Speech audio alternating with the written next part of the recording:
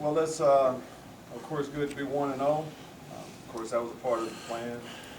So much goes into playing the opening game. There's so much unknown. Playing a new staff. Had an idea what they would do, but had to get to the first game. Thought our staff did a good job of adjusting early on.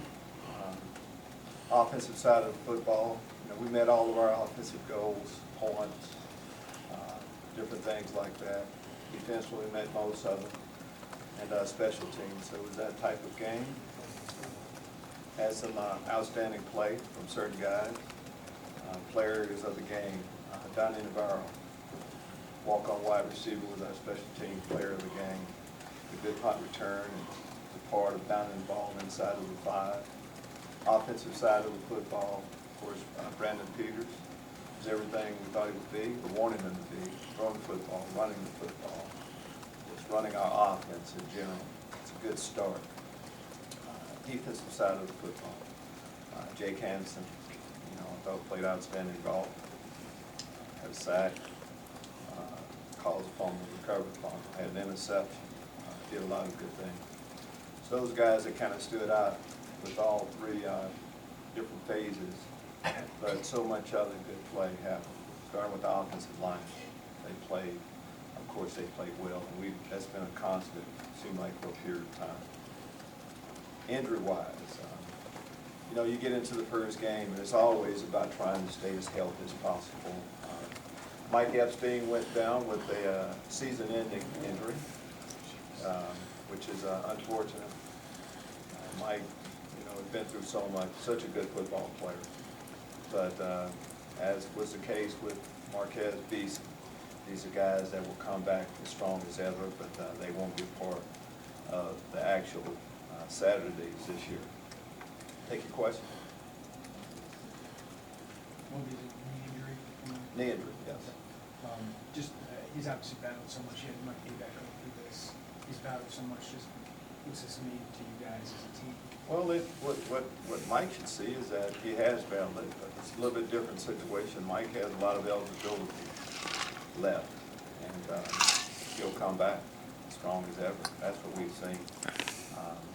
Sometimes they're a blessing in disguise that we don't really realize. Coming back from a serious injury, maybe it's going to give it a little bit more time to heal up, and again, we'll get the best version of Mike McCain.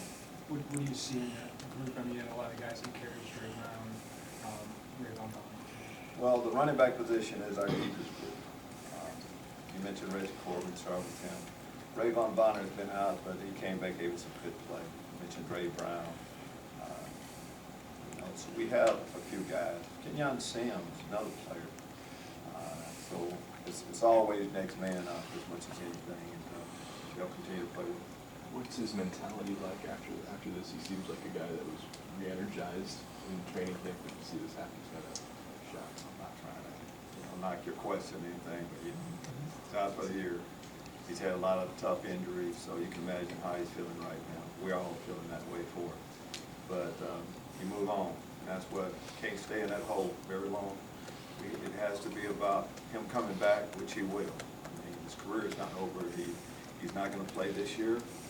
Luke Ford is not going to play this year. Like I said, Marquez Beasley, there's some good football players that aren't playing this year, but eventually they will. Coach, what do you see? What do you see from UConn in their opener? I saw Randy Edsel is an outstanding football coach. So any football team that he's coaching is going to, there's a certain type of play that you expect. Disciplined football, hard-nosed football. That's, they had a tough one, opening up the season, but that's what it is. For us, doesn't matter who our opponent is, we're going on the road. We haven't had a lot of success on the road. I'm told we haven't won a non-conference game on the road since 2007. I don't know if that's true or not, but it sounds pretty good to tell the team. So there's a lot at stake, and good football teams just can't play at home. You have to be able to go on the road. And so I'm anxious to see how we respond the second game. I think every year I've been here, we've won the first game, and I've talked about the improvement from game 1 to game 2. That's what we need to see, and there's so much room to improve in all three levels. Coach, after having a chance to look at the film, maybe what are some things you noticed that you didn't exactly notice on the sideline on Saturday? I think we noticed most of the things that happen on the sideline. You know, the details of each position. You can't watch every position, but besides that, you know, we critique, we grade every play, technique, whether they make the play or not, effort, all of those things, of course. And the players get a grade, and we feel pretty good about the grades that they have, but there's nothing major that we don't see or didn't see. When you go into an opening game, you know, the first quarter, you have to see what they're doing, then you start adjusting right away. And defensively, of course, we had to do that after the first series. With all three phases, that's what happened. Coach, would you talk about safety position with Kirby Justify? Am I correct, he won't play in the first half of the next game? What's the status of Sidney Brown? Status of Sidney Brown, first off, yes, Kirby Joseph will be at the first game, the first half of our next game. Unfortunately, you know, there are some targeting penalties that are just vicious, and then there's some where, you know, I understand, can lay it with his head a little bit, but it's not like this was a vicious hit or anything like that. He was playing good hard football. But rules are rules. But Sidney Brown, Sidney's getting better. We'll see how the week goes along. He's close. But now it's about, you know, other players stepping up. Stanley Green stepping up. Mike Marquez, Kristen Fulbeck. We have Dawson DeGroove. We have some other players. So as always, next guy up. We'll be kind of switch the defense this year with strong side linebacker and not putting the nickel in. Just how has that impacted, or why was that decided? That we didn't put the nickel in? Well, you have, we're kind of playing all the time at 3 linebackers. Yeah, you know, I don't want to talk too much in detail about what we're doing with the field, but we try to get the best 11 players on the football field. Sometimes when you have flexibility at some position, it allows you to, you know, keep the best 11. You know, you start off with your best 11. In an ideal world, you want to keep them on the field as much as possible. Tony Adams allows us to do that, being a player that can play in the slot from time to time. A guy like Milo Eifler allows us to do that since he can guard. We feel very comfortable with him matching up on a tight end, man-to-man, as we do Jake Hansen. So we have some players with position flexibility that allow us to do a few things. What did you just think of the way Milo played on Saturday? Obviously, hadn't hit, but maybe some of the other things. I thought it was a good first game. We'll say that about a lot of our players that played with, you know, that first action out there. But I think most have performed the way they've been performing in training camp. In practice, what we've seen from them each day. Milo Eifler, we've been talking. It's amazing how they get. We've been talking about him for a while for good reason. I think he's got a chance to be an outstanding football player. Got a chance to see some of it. But those were hits you got a chance to see.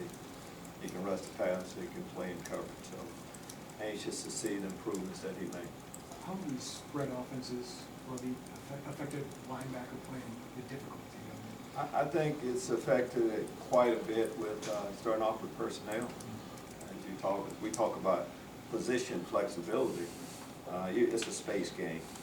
You know, we have the greatest Mike linebacker in history of football play here at Dick Butkus. You know, Dick, it's not many like him that can, as good inside players you can get that are comfortable in space. For us, though, there's a profile. Our profile for our linebackers are big, strong safeties. You know, guys that are going to get a little bit bigger, that in the open field they can make tackles and play coverage and all those things. The players, the Jake Hansen, our guys that we have, of course, Milo Eifler. I'm going to say the same thing about Delano Work, big, strong safety. Kalen Tolson. A lot of our players fit that profile. How will Wally do? Again, it's kind of common response on how the new players played. They all played well. Yeah. I thought he rushed the passer well. I thought he played the run well. And that's what we've seen from him. It's been a while. You know, he talked about how excited he was going into the first game. Again, the bar was set for him. Again, playing the run, playing the pass. It was a good start. the IO mentioned that defensive line performance was for Bobby this past week. What did you kind of see from that group that maybe throughout the week kind of just trying to honor him as best they can with their play? I think, you know, long before you get to the game, they were trying to honor Bobby. Bobby, you know, you have one of your brothers that's down. Didn't take a football game to really honor him.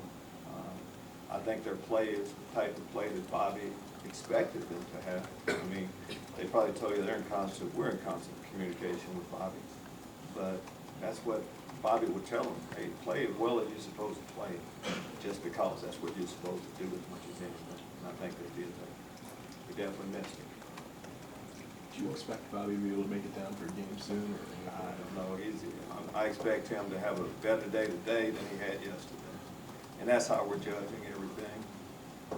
Again, Bobby is with us. It's not like he's out of sight now. He's here. He's with us daily. And, again, it's like our players expect him to get better every day. Expect the same thing for Bobby.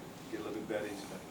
What would be nice if the receivers, it was nice if the guys had a catch on Sunday. What are your impressions of the receivers that are coming out? First, I say that's a smart quarterback. You know, you start off with that to get the ball to.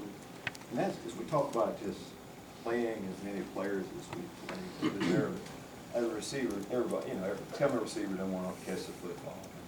I thought Coach Smith did a great job of distributing the ball around to all of them. So more guys that, you know, you just don't want to, you know, defenses would like to go into a game and say, okay, when they throw the ball in this situation, they're going here. You can't really say that about us, the way we move it around. So we want balance, you know, run pass balance. We want balance as far as who we're going to football too also. How much does that help Ricky, who obviously was a focal point for you guys last year? And Ricky will be a focal point this year. I thought Ricky played well too. But we need everybody. Long year. Oh, Josh Bebe came on strong, did some good things too. Ray Run Sydney, we could talk about the receivers. Then the tight ends, I've been talking about. Daniel Parker's been playing well. Justice Williams deserves a chance to get into the end zone. Coach, how important with the downfield blocking that you saw from Bebe too? It's not just catching the football for the receivers. How important is their blocking as well? Well, it's critical. It's a must if you play. Simple as that. If one of our corners, a corner has to tackle, period. Doesn't tackle, he doesn't play. Wide receiver has to block. So those are just requirements of the position, and they did it well. How important is it to build depth this early in the season, especially obviously you were able to rotate a lot of guys in, but how important is it to build depth knowing that, you know, injuries do happen later on? Well, based on that history that we have, we know that injuries are going to happen. So when you get a chance to play some younger players, and that was definitely the case. We played some freshmen, got them some time. Some other, you know, we kind of held off on a little bit, but it's a long year, and more guys you can play. There's some positions where we rotate quite often. There's others where we keep those guys in, so they'll be able to get some of those players in. You know, especially, you know, like secondary. The linebacker, of course, was good.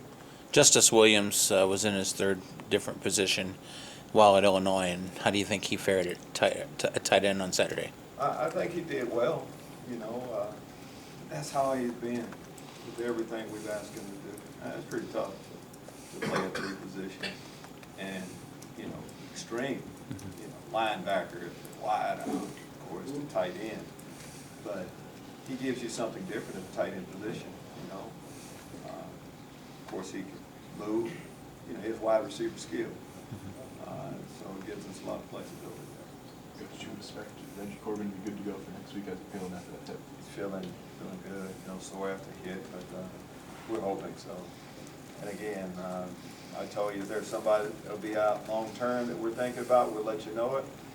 Besides that, everybody's getting better. Coach, What was that?